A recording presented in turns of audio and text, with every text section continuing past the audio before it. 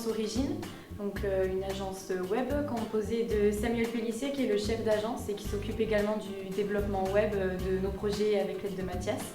Et ensuite Sophie, Maëva et moi, on s'occupe donc de la partie graphique de nos projets, tout ce qui est réalisation de maquettes ou de logos ou d'identité visuelle. Et quant à moi, j'ai la tâche supplémentaire donc de rendre compte de toutes nos réunions. Alors on travaille ensemble sur un site web qu'on doit créer pour Pascal Henry qui souhaite lancer une boutique d'e-commerce pour des t-shirts et des habits.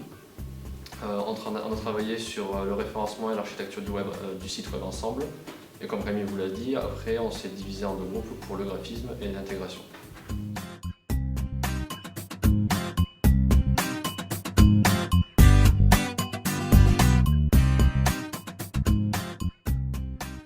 Alors, on s'organise beaucoup par Facebook.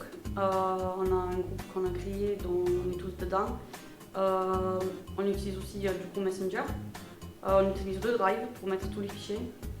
On met beaucoup de deadlines et des réunions régulières, souvent les jeudis après-midi quand on n'a pas cours. Au cours de nos travaux, on a rencontré quelques difficultés, notamment du fait qu'on est dans des groupes très différents et on a des emplois du temps qui ne sont pas toujours coordonnés. Après aussi, on a eu des soucis au niveau du travail, puisque au début, dans la première année, on ne savait pas exactement comment on allait organiser notre travail et on a refait certaines choses. Là, la deuxième année, on sait un peu mieux où on va, mais on a toujours quelques difficultés, notamment dans la gestion de la commanditaire et la gestion du travail. On a acquis beaucoup de compétences en gestion de projet, en organisation aussi, surtout avec les relations avec notre commanditaire.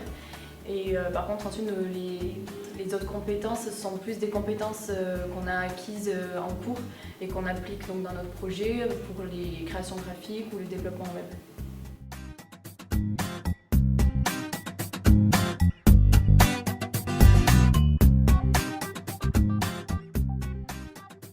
Alors maintenant, tout ce qu'il nous reste à faire, c'est les maquettes graphiques pour le site de notre commanditaire et ensuite évidemment l'intégration. Et donc après ça, il faudra former notre commanditaire pour l'utilisation de WordPress pour qu'elle puisse après l'utiliser et réfléchir un petit peu sur le référencement.